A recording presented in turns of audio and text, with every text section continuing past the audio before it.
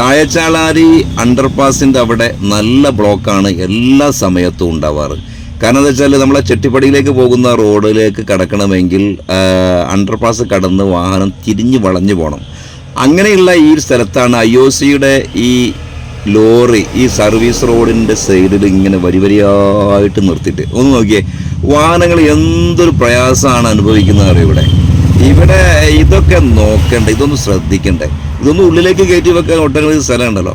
എന്നിട്ട് ഇങ്ങനെ വരിവരിയായിട്ട് വാഹനം ഈ സർവീസ് റോഡിൻ്റെ സൈഡിൽ ഇങ്ങോട്ട് വെച്ചിട്ട് കംപ്ലീറ്റ് ബ്ലോക്ക്.